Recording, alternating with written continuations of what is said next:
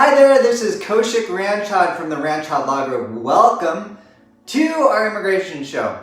Today I'm going to be giving you the latest updates of what is happening with the Biden administration in terms of immigration law.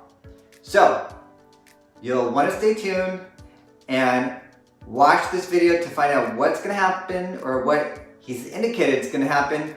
And we're going to contrast that between the Trump administration and what they've done in the last 4 years. So you can see the transformation, the difference that's going to take place with the Biden administration, which is really excited. I hope you're excited because I am, because it has been a really challenging 4 years. And that is giving us our transition here right into what has happened with the Trump administration. With the Trump administration, it's no secret that Trump has attacked immigration for the last 4 years. Whether the most recent attack was on H-1Bs, basically trying to gut the immigration program through executive orders, and what he has done is basically a death through 1,000 paper cuts. So trying to get rid of immigration or attack immigration as much as is possible. You can't create legislation. Congress makes those big overhauls, but through the executive orders, what he's done is just attack immigration through those executive orders. So, paper cut, paper cut, paper cut. So through all of those little executive orders that are issued, what I've noticed as a practicing immigration attorney is that in the last years where we really saw the stacking of this to where it was really making it more and more challenging. Especially one of the most challenging things that the administration has done is issue more and more requests for evidence. A lot of them frivolous requests for evidence, just asking for information when it shouldn't be asked for, when the information was already provided. And it was just another way to arbitrarily exercise and overreach their discretion to basically try to make the process harder. Another thing that they did was the processing times, and if you've applied, you saw this, is just increased significantly. Part of that is because of budgetary constraints with USCIS. What we saw was processing times, for instance, in citizenship cases, where once it was taking 4 months, it's now taking a year or even longer, depending upon where you live. And these are all ways that the administration tried to deter immigration, put up roadblocks where they could to try to decrease immigration. And where we really saw this, and where you can really see this numerically, is from 2016 to 2019, where there were 462,000 visas initially decreased to 250,000. So we went from 462,000 to 250,000 from 2016 to 2019. So there's that decrease there where, we had that 400,000 number being issued. And then with the Trump administration, now part of this is also due to COVID, we saw that decrease. So this at least gives us a contrast to things that are going to change with the Biden administration. As I give this video, the Biden administration is already, working on the transition to start implementing immediately on day one. They plan on getting rid of the Muslim ban, and many of the executive orders they plan on, when they get into office, as fast as they can, get rid of a lot of these executive orders that the Trump administration has put into place. So that's the positive news. So I'm going to talk about some of the other things that the Trump administration has done to hurt immigration. You may recall the 2017 speech, which many have deemed as racist, labeling countries as the beep beep hole countries.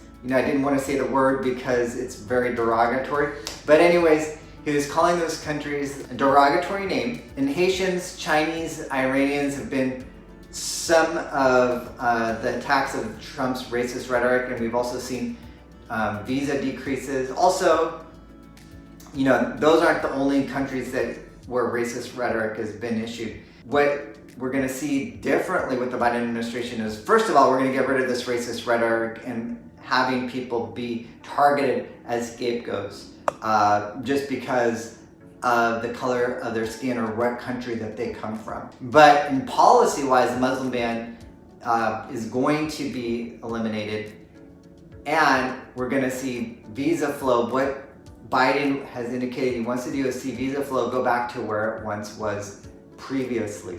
What we also notice is that visas from Asia, Africa, and South America also increased in processing times, and that has been because of basically the administration is pretextually stating that it's necessary to vet these countries, to look into their situations in more detail. And because of that vetting, they are using that as an excuse for the increase in delays in many cases. The Trump administration has also issued fewer temporary visas, fewer student visas, and the attack on DACA, although unsuccessful up to this point, where the Trump administration tried to get rid of DACA as well, which has been one of the most popular policies that has been put out, that has been backed by most Americans. Well, Trump tried to get rid of the DACA policy. That gives us a nice transition to talk about, well, what's the difference going to be with Biden? So Biden has said that he intends to give a pathway for citizenship for people on DACA, which is amazing. And that is going to help take the uncertainty for all of the people who are in DACA, all of their family members, all of their friends, all of their employers, who've relied on this policy.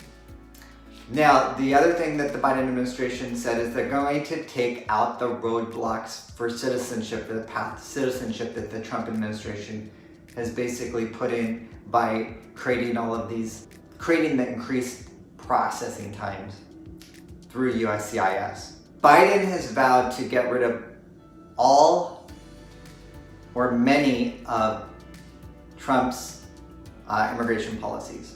So basically reversing many of Trump's policies, and this is going to happen with the executive orders. It can happen very fast because they're only executive orders.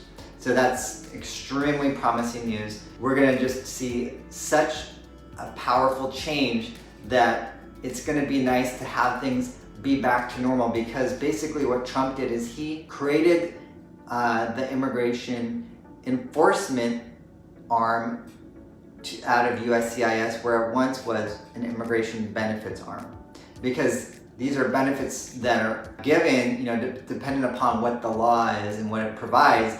And what Trump basically did is flip that and just made it in basically more of an enforcement type of branch. So that's going to go back to normal, where we're going to see researchers and scientists and people who are contributing to our country. They're going to be back attracted to the United States, where we rely on immigrants. Let's face it, we rely on immigrants for the innovation, for the talent, for the STEM occupations.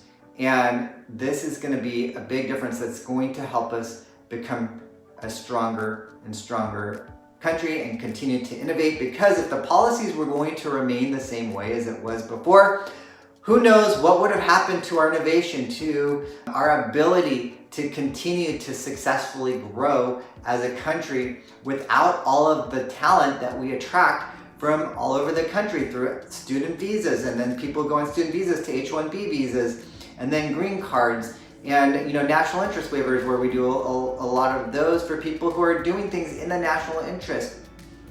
So we're going to see that positive change. So things will get back to normal. What we saw initially with the Trump administration is that they did take some time to start implementing things, but with the Biden administration, I think they are on top of it. They know the damage that has been done, and they have indicated that they want to move things as fast as possible. Now, some of Biden's immigration policies, like expanding work visas, creating something like President Obama tried to do through DAPA, creating a pathway to citizenship, will take the cooperation of Congress, because that's where you're creating a new law. But Biden still can create executive orders that can make changes occur very frequently.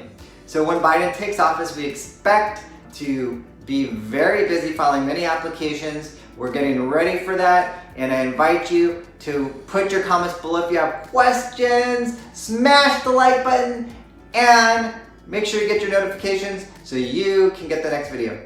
Thank you. Have an amazing day.